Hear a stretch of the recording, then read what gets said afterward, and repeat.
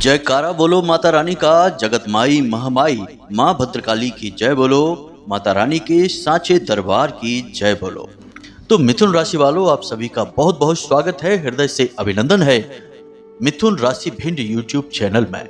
मित्रों, आप सभी जानते हैं सावन का महीना शुरू होने वाला है, तो ऐसे में सावन का महीना प्रारंभ होने से पहले अपने घर में जरूर लेकर आएं ये दो पवित्र चीजें, और इन चीजों को अपने घर में इन स्थानों पर चुपचाप लाकर रख दें। फिर आप देखेंगे कि जैसे जैसे सावन का महीना गुजरेगा वैसे वैसे हर दिन आपके जीवन में नए चमत्कार होंगे। इन दोनों चीजों में इतनी अधिक शक्ति है, इतनी अधिक सकारात्मक ऊर्जा है कि ये खुद बाबा भोलेनाथ और माता पार्वती की कृपा और आशीर्वाद को आपके जीवन में खींच कर ले आएंगी। और यह तो आप भी जानते हैं कि एक बार बाबा भोलेनाथ हमसे प्रसन्न हो जाएं, तो वे हमारे भाग्य में जो अनिष्टकारी चीजें लिखी हैं उन्हें काटकर उन चीजों को लिख सकते हैं जो हम चाहते हैं और जिनके लिए हम लगातार प्रयास कर रहे हैं। तो अब समय आ गया है जब आपके जीवन से सारे कष्ट जो आपके भाग्य में लिखे हुए हैं कटने वाले हैं और भोले बाबा आपके जीवन में खुशियां ही खुशियां भरने जा रहे हैं। बस इसके लिए आपको करना यह होगा कि आपको सावन महीना प्रारंभ होने से पहले इन दो पवित्र चीजों को अपने घर में लाना होगा। अब ये दो पवित्र चीजें कौन सी हैं और इन्हें अपने घर में लाकर किस स्थान पर रखना है, उसके नियम क्या हैं, विधि विधान क्या हैं, और ये दोनों चीजें आपके जीवन में किस प्रकार से बदलाव लेकर आएंगी। कहने का मतलब यह है कि सारी बातें आपको इन दो चीजों से जुड़ी हुई आगे हम वीडियो में बताने जा रहे हैं।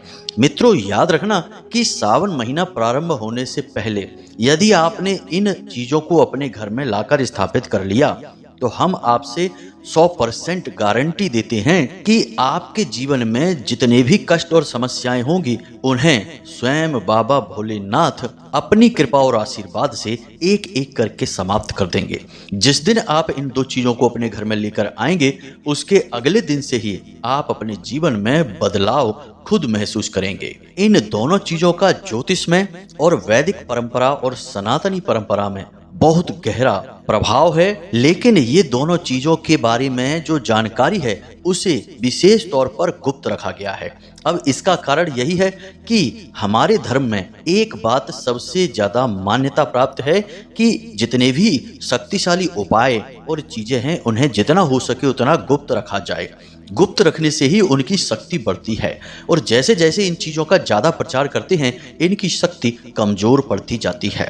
तो अब आप यहीं से समझ सकते हैं कि ये दो चीजें कितनी अधिक शक्तिशाली हैं और सावन से ठीक पहले इनके प्रयोग करने का एक बहुत बड़ा शक्तिशाली विधान है। वैसे तो हम आपके जीवन को बदलने के लिए तरह तरह के उपाय, प्रयोग और शक्तिशाली चीजों के बारे में समय समय पर ज्ञान देते रहते हैं, फिर भी आज हम आपको पूरे दावे के साथ कहते हैं कि अब तक हमने आपको जो बताया उन सब से कहीं अधिक शक्तिशाली ये दो चीजों को अपने घर में लाने वाला प्रयोग है। बस आपको इस प्रयोग को पूरे विश्वास के साथ और पूरे नियम और विधि विधान के साथ कर लेना है।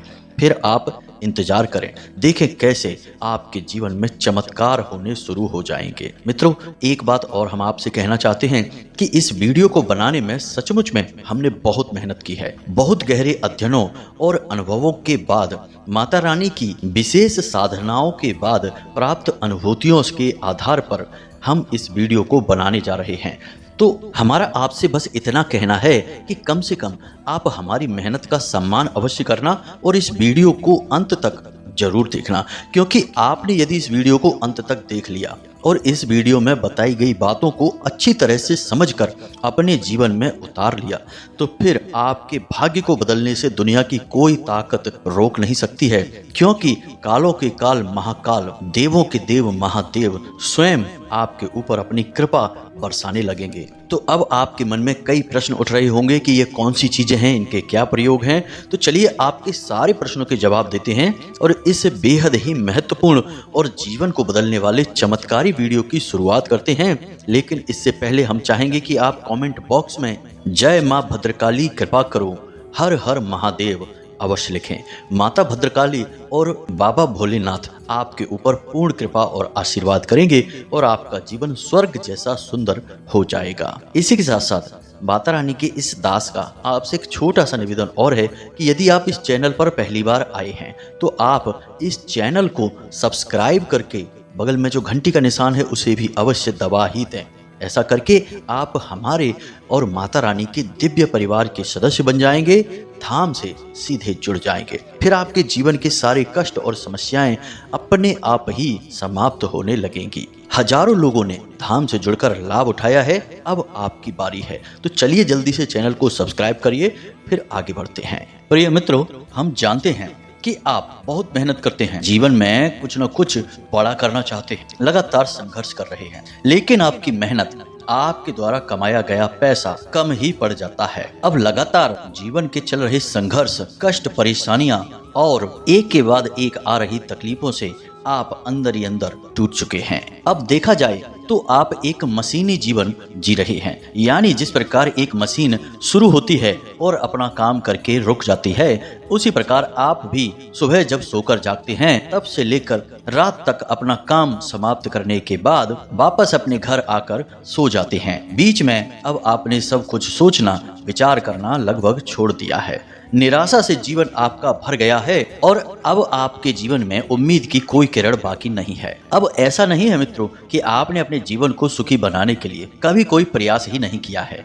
आपने बहुत संघर्ष किया है, बहुत सारे उपाय भी आपने ट्राई किए हैं, लेकिन अब तक आपको किसी भी उपाय का सही फल ना तो प्राप्त हो पाया है और यहाँ तक कि आपने सच्चे मन से भगवान की भक्ति और पूजा पाठ भी की है, लेकिन आपको उसका भी कोई फल दिखाई नहीं दे रहा है। मित्रों, कभी कभी तो आपको ऐसा भी लगने लगता है कि जैसे भगवान ने आपकी तरफ से मुंह मोड़ लिया है, क्योंकि ना तो आपके द्वारा की जाने वाली भक्ति और उपाय और ना ही आपका सच्चा दिल अब भगवान को दिखाई दे रहा है। बस इन्हीं सब बातों को सोचते हुए, देखते हुए आप हताशा और निराशा से भर गए हैं।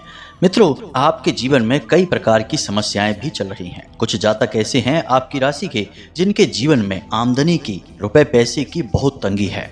एक तरफ तो पैसा आ रहा है, लेकिन वह किसी न किसी रूप में बाहर भी चला जाता है, रुक नहीं पा रहा है और अपने खुद की जरूरतों पे भी कम पड़ रहा है, और दूसरी तरफ कर्जा भी बढ़ता चला जा रहा है। कुछ जातक ऐसे हैं जिनके रिश्तों में बड़ी भयंकर कड़वाहट चल रही है। किसी किसी के पति पत्नी के बीच ऐसा मनमुटाव और तनाव हो चुका है कि अब साथ रहना भी मुश्किल हो चुका है और कुछ ने तो आपस में अलगाव ही कर लिया है। कुछ जातकों के जीवन में कुछ ऐसी समस्याएं हैं जिनका की समाधान ही समझ में नहीं आ रहा है, जैसे कि घर में बीमारियों का वास हो गया है।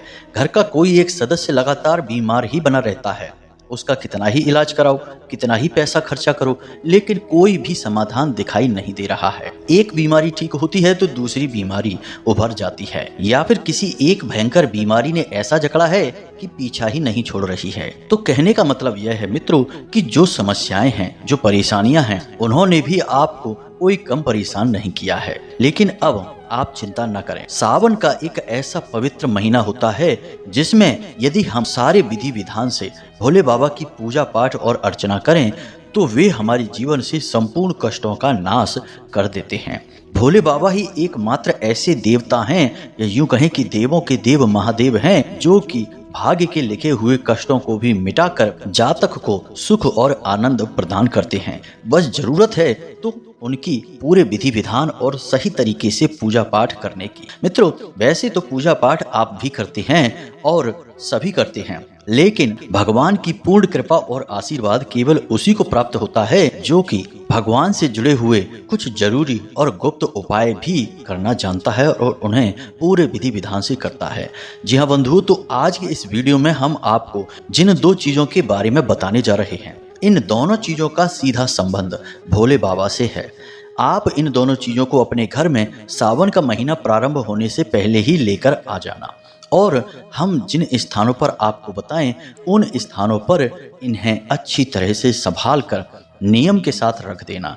फिर उसके बाद देखना भोले बाबा कैसे आपके जीवन से एक एक कष्ट को चुन चुन कर समाप्त कर देंगे। तो अब ध्यान से सुनिए, हम आपको इन दोनों चीज़ों के बारे में बताने जा रहे हैं। मित्रों, सारी बातें आपको अच्छी तरह से समझनी होंगी। अगर आपने एक भी बात मिस कर दी तो आप इस उपाय के पूरे फल को प्राप्त नहीं कर पाएंगे। इसलिए पूरा वीडियो आपको ध्यान से देखना है और अंत तक देखना है।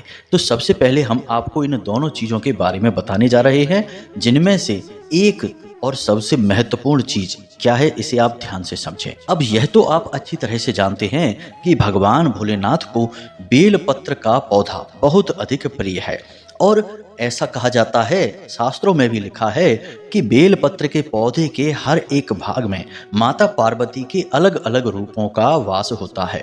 इसीलिए बेलपत्र के पौधे से जुड़ी कोई भी चीज आप भोले बाबा को समर्पित करेंगे तो उन्हें बहुत अधिक प्रिय है, भोले बाबा आपसे प्रसन्न हो जाते हैं। लेकिन विशेष तौर से बेलपत्र के पत्तों में माता पार्वती का वास होता है, इसीलिए भोले बाबा को बेलपत्र के पत्ते सबसे अधिक चढ़ाए जाते हैं। बेलपत्र के फल का भी विशेष महत्व होता है, लेकिन सबसे ज्यादा महत्व बेलपत्र के पत्तों का होता है। अब आपको इसी से जुड़ी एक चीज अपने घर में लेकर आनी है। जी हाँ मित्रों, तो ध्यान से सुने। चांदी का बेलपत्र आप बाजार से खरीद कर लेकर आएंगे। अब आप कहेंगे कि यह तो बहुत महंगा पड़ेगा, चांदी का बेलपत्र, इतने पैसे तो हमारे पास नहीं हैं। तो ऐसा नहीं है, आप बाजार जाएं, किसी भी सोने चांदी की दुकान पर जाएं और वहां जाकर आप सुनार से बात करें। वह आपको आपके मन और आर्थिक व्यवस्था के अनुसार बेलपत्र की पत्तियां दे देगा। अलग अलग रूपों, आकारों और वजन में ये पत्तियां मिलती हैं। लोग अक्सर इन्हें खरीदते हैं, आपको भी खरीद कर लेकर आना है। अब इन बेलपत्र की पत्तियों को आप अपने घर लेकर आएं सावन का महीना प्रारंभ होने से पहले किसी भी दिन। उसके बाद इन्हें आप पूर्ण रूप से शुद्ध करने के बाद, पंचाक्षरी मंत्र से अभिमंत्रित करने के बाद अपने पूजा घर में सफेद रंग के कपड़े में लपेट कर रख लें। अब जहां भोले बाबा की फोटो है या फिर शिवलिंग है आपके पूजा घर में, उसी के पास इस बेलपत्र के पत्तों को आपको रखना है। अब जब सावन का महीना प्रारंभ होगा उस दिन आपको इस बेलपत्र के पत्ते को लेकर जाना है भोले बाबा के मंदिर में और इसे शिवलिंग के ऊपर अर्पित कर देना है, यानी भोले बाबा के शिवलिंग पर इसे रख देना है। उसके बाद आपको वहीं बैठकर पंचाक्षरी मंत्र का एक माला जाप फिर से करना है और उसके बाद भोले बाबा के शिवलिंग पर जो जल चढ़ाया जाता है उस जल में इसे अच्छी तरह से डुबा दें और उसके बाद इसे साफ करके पोंछ के फिर से उसी सफेद कपड़े में लपेटकर अपने घर में लाकर रख लें। अब मित्रों, यह जो बेलपत्र का पत्ता है यह भोले बाबा की दिव्य ऊर्जा और आशीर्वाद से पूर्ण रूप से अभिमंत्रित हो जाएगा। अब आपके जीवन में कितनी ही भयंकर से भयंकर नकारात्मकताएं हो, कितने भी कष्ट हों, एक एक करके अपने आप समाप्त होते चले जाएंगे। मित्रों, यह तो एक उपाय है और एक चीज है। हालांकि अभी इसका उपाय पूरा नहीं हुआ है। सावन महीना समाप्त होने से पहले भी आपको एक छोटी सी क्रिया और करनी है, तभी यह उपाय पूर्ण रूप से कारगर होगा और यह जो बेलपत्र है यह भोले बाबा के रूप में दिव्य रूप धारण करके आपके घर में विराजमान होगी। अब हम आपको बताने जा रहे हैं दूसरी और बेहद शक्तिशाली चीज के बारे में। इसका भी सीधा संबंध भोले बाबा से ही है और इसके बारे में कई बड़ी मान्यताएं हमारी वैदिक परंपरा में प्रचलित है। लोगों का मानना यह है कि यह एक चीज स्वयं दिव्य शक्ति का प्रतीक है और जिस इंसान के घर में यह चीज स्थापित होती है उस इंसान के जीवन में कभी कोई कष्ट आ ही नहीं सकता है, क्योंकि विघ्नहर्ता गणेश जी स्वयं उस जातक के घर में विराजमान हो जाते हैं और उसके जीवन में आ रहे किसी भी प्रकार के विघ्न को समाप्त कर देते हैं। जी हाँ मित्रों, भगवान गणपति का एक और नाम है जिसे हम श्वेतार्क गणपति कहते हैं। श्वेतार्क गणपति बहुत ही शक्तिशाली होते हैं और बहुत तीव्र होते हैं। श्वेतार्क गणपति के मामले में यह विचार बहुत प्रचलित है धार्मिक पुस्तकों में और धार्मिक लोगों के बीच में कि श्वेतार्क गणपति जिस इंसान के जीवन में एक बार कृपा करना शुरू कर देते हैं उस इंसान के जीवन में सुख, समृद्धि, माता लक्ष्मी और धन वैभव का हमेशा के लिए वास हो जाता है। कुबेर अपने संपूर्ण खजाने को उस इंसान के लिए खोल देते हैं और दुनिया की कोई भी नकारात्मक शक्ति हो, चाहे भूत प्रेत या तांत्रिक क्रिया क्यों न हो, सब कुछ क्षण भर में समाप्त हो जाता है।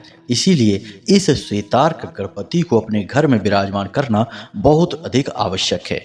अब यदि आप इस उपाय को सावन महीना प्रारंभ होने से पहले करेंगे तो इसका आपको बहुत अधिक फल प्राप्त होगा। जैसा कि हमने आपसे कहा कि यदि श्वेतार्क गणपति ठीक से विराजमान हो जाएं और अपनी कृपा करना शुरू कर दें, तो अब ठीक से विराजमान तो तभी होंगे जब आप सही समय काल और विधि के अनुसार इन्हें स्थापित करेंगे। बस यूं ही लाकर अपने घर में रख लेंगे तो ये ठीक से स्थापित नहीं हुए, फिर इनकी कृपा भी प्राप्त नहीं होगी। तो अब ध्यान से सुनिए कि श्वेतार्क गणपति असल में हैं कौन। ये कोई बाजार में मिलने वाली प्रतिमा या फोटो नहीं है जिसे आप खरीद कर ले आएंगे। यह प्रकृति स्वयं निर्माण करती है, या यूं कहें कि प्रकृति में श्वेतार्क गणपति खुद प्रकट होते हैं। इसीलिए तो ये इतने सिद्ध और भयंकर शक्तिशाली हैं। तांत्रिक क्रियाओं में भी इनका बहुत अधिक प्रयोग किया जाता है, लेकिन केवल सकारात्मक तांत्रिक क्रियाओं में। नकारात्मक तांत्रिक क्रियाओं में यदि भूल से भी किसी ने इनका प्रयोग कर लिया तो उसका क्षण भर में विनाश निश्चित हो जाता है। तो अब ध्यान से सुनिए। सफेद आंख का एक पौधा होता है और उसी का पुष्प भगवान भोलेनाथ को भी चढ़ाया जाता है, जिससे कि भोले बाबा बहुत अधिक प्रसन्न होते हैं। उसी सफेद आंख की जड़ में गणेश जी खुद प्रकट होते हैं। यानी कि उस सफेद आंख के पौधे की जड़ को यदि खोदा जाए तो उसका आकार गणेश जी की मूर्ति के आकार में ही हमेशा बनता है। इसे आप ध्यान देना। यह खाली हम नहीं कह रहे हैं, यह स्वयं शिव पुराण में भी लिखा है, देवी भागवत में लिखा है, विष्णु पुराण में लिखा है। हर जगह इसके बारे में विस्तार से बताया गया है। सफेद आंख के पौधे की यह बहुत बड़ी खूबी है। इसे स्वयं गणपति का स्वरूप माना जाता है और गणपति से भगवान भोलेनाथ बहुत अधिक प्रेम करते हैं। इसीलिए तो उन्हें प्रथम पूज्य होने का आशीर्वाद उन्होंने दिया था। तो सफेद आंख के पौधे को यदि लंबे समय तक किसी स्थान पर लगा छोड़ दिया जाए तो उसकी जड़ धीरे धीरे स्वयं गणेश जी का रूप धारण कर लेती है। तो अब आपको क्या करना है कि थोड़ी मेहनत करनी है। अपने आसपास गांव देहात के एरिया में घूमें और सफेद आंख के किसी पुराने पौधे को ढूंढने की कोशिश करें। हो सकता है कि इस उपाय को करने में आपको मेहनत बहुत करनी पड़े और आपको सफलता ना के बराबर मिले या ना भी मिले। अगर नहीं मिली है सफलता तो समझ लेना कि गणपति अभी आपसे इतने प्रसन्न नहीं हुए हैं। लेकिन हमें भरोसा है कि आप यदि सच्चे दिल से तलाश करने के लिए घर से बाहर निकलेंगे भगवान गणेश को याद करते हुए, तो आपको सफलता निश्चित तौर पर मिलेगी ही मिलेगी। तो आप आसपास घूमें और देखें कि सफेद आंख का पुराना पौधा आपको मिल जाए। तो आपको उस पौधे की जड़ खोदनी है और उस जड़ का छोटा सा एक हिस्सा काट कर ले आना है। उस पौधे को आपको उखाड़ कर फेंकना नहीं है, उसे ज्यादा नुकसान नहीं पहुंचाना है और जितनी जड़ आप खोदेंगे बाद में मिट्टी से उसे अच्छी तरह से ढक भी देना है। अब आप उसकी जो जड़ लेकर आए हैं उस जड़ को आपको अपने घर लेकर आना है। याद रहे कि इसके बारे में किसी को जरा भी बताना नहीं, भनक भी लगने मत देना। यहाँ तक कि अपने घर परिवार में भी किसी से इस विषय पर कोई चर्चा मत करना। अब आप आँख की जड़ को लेकर अपने घर में आ गए हैं।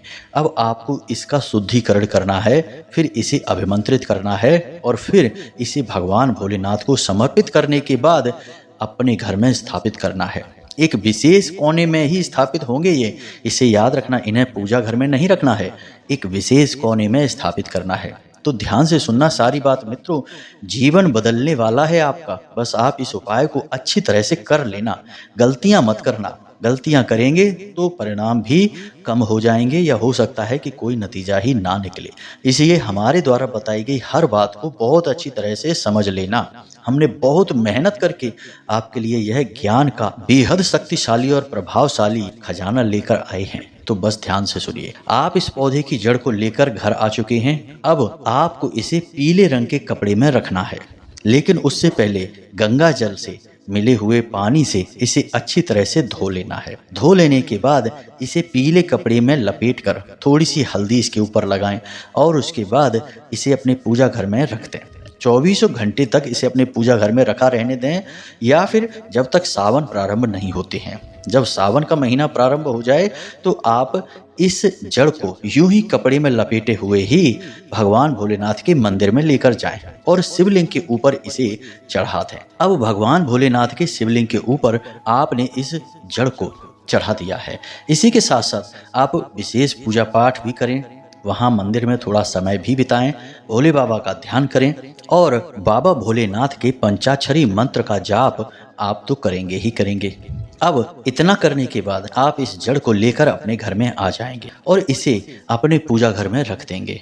उसके बाद शाम के समय आपको इस मंत्र की माला जाप करनी है। फिर यह जागृत हो उठेगा और भगवान गणेश की कृपा और आशीर्वाद इसमें प्रवाहित होने लगेगी। तो अब आप शाम के समय सूर्यास्त होने के बाद अपने पूजा घर में गाय के घी का एक दीपक जलाएं और आसन बिछाएं और उसके ऊपर पीला कपड़ा रखें और उसके ऊपर इस आक की जड़ को रखेंगे और इस जड़ को फिर से गंगा जल से मिले पानी से धोने के बाद इसके ऊपर फिर से हल्दी लगाएंगे और उसके बाद आप ओम गम गणपते नमः इस मंत्र की एक माला जाप करेंगे। याद रखें कि माला जाप करने के लिए आप रुद्राक्ष की माला लें और यदि इस मंत्र का पूर्ण लाभ लेना चाहते हैं तो आप स्फटिक की माला का प्रयोग करें। जी हाँ मित्रों, ध्यान से सुने, स्फटिक की माला यह आपको पूजा की किसी भी दुकान पर मिल जाएगी। तो स्फटिक की माला से आप इस मंत्र का एक माला जाप करें और उसके बाद इसे पुनः पीले कपड़े में लपेटकर भगवान भोलेनाथ के चरणों में समर्पित कर दें, यानी फोटो के पास रख दें। और उसके बाद आप इसे सूर्योदय होने से पहले उठाएं और अपने घर के तिजोरी में, जी हाँ मित्रों, जहां आप रुपए पैसे रखते हैं, कोई अलमारी है, कोई ऐसी जगह है जहां आप अपने कमाए हुए पैसों को रखते हैं, उस जगह इसे चुपचाप लपेट कर रख दें। पीले कपड़े में लपेटें, उसके ऊपर पीले रंग का ही धागा लपेटें और इसे वहीं छुपा कर रख दें। जी हाँ मित्रों, बस इतना सा आपको करना है। उसके बाद आपके जीवन में बदलाव शुरू हो जाएंगे। अब बात करते हैं उस चांदी के बेलपत्र की जिसे आपने भोले बाबा के मंदिर में पूरे सावन के महीने में रखा हुआ है और उसका आप पूजा पाठ कर रहे हैं। अब बात करते हैं उस चांदी के बेलपत्र की जिसे आपने अपने घर के पूजा घर में भोले बाबा के पास रखा हुआ है और उसकी आप पूजा पाठ कर रहे हैं। पूरे सावन के महीने आपने की है। अब सावन के महीने के आखिरी दिन आपको इसे फिर से भगवान भोलेनाथ के मंदिर में लेकर जाना है और इसे फिर से शिवलिंग पर समर्पित करने के बाद वही पंचाक्षरी मंत्र का एक माला जाप करना है और उसके बाद इसे पुनः सफेद रंग के कपड़े में लपेटकर वापस लाकर अपने पूजा घर में रख लेना है। बस इसे अपने पूजा घर में रखना है और आक की जड़ को आपको अपनी तिजोरी में रखना है। इन दो चीज़ों को आप रख लीजिए। एक गणेश जी का शुद्ध स्वरूप है और दूसरी स्वयं माता पार्वती का शुद्ध स्वरूप है। भोले बाबा की कृपा आपके ऊपर क्यों नहीं बरसेगी। अब आपको नियमित इन दोनों चीजों का पूजन करना है। अपने तिजोरी में रखे हुए आक की जड़ को रोज प्रतिदिन आपको निकालना है, पूजा घर में रखना है, उसका पूजन करना है। यानी पूजन करने का मतलब है कि बस उसे भगवान भोलेनाथ के चरणों में रखकर और वहां गाय के घी का एक दीपक जला देना है और कुछ विशेष पूजा पाठ नहीं करनी है। इससे क्या होता है कि इनके अंदर सकारात्मक ऊर्जा लगातार प्रवाहित होती रहती है। दिव्य चीजों को भी नकारात्मक ऊर्जाओं से छुटकारा दिलाने के लिए इन्हें लगातार दैवीय शरण में रखना पड़ता है। यूं ही रखकर छोड़ देंगे तो धीरे धीरे ये खंडित होने लगती हैं, इनकी ऊर्जा क्षीण होने लगती है। याद रखें कि ये भगवान से जुड़ी हुई चीजें हैं, भगवान नहीं हैं। इसलिए इन चीजों में भी नकारात्मकता आ सकती है, ये खंडित हो सकती हैं। तो आपको इन्हें प्रतिदिन भगवान की ऊर्जा से और आशीर्वाद से परिपूर्ण करना होगा। तो बस रोज आपको यह करना है, फिर वापस उठाकर आक की जड़ को तिजोरी में रख देना है और बेल पत्र को भगवान के चरणों में तो रखा छोड़ ही देना है। बस ये दो कार्य करिए। उसके बाद आप देखेंगे कि यह जो सावन का महीना है यह इतना दिव्य और चमत्कारी होगा, इतने लाभ मिलेंगे, इतनी खुशियां मिलेंगी जैसा अब तक आपको कभी भी नहीं मिला होगा। तो मित्रों, ये जानकारी बेहद गुप्त है, इसके बारे में ज्यादा किसी से कोई चर्चा ना करें। जो आपको करना है उसे अपने मन में रखें, किसी से बात ना करें, पूछताछ ना करें और ना ही किसी को बताएं।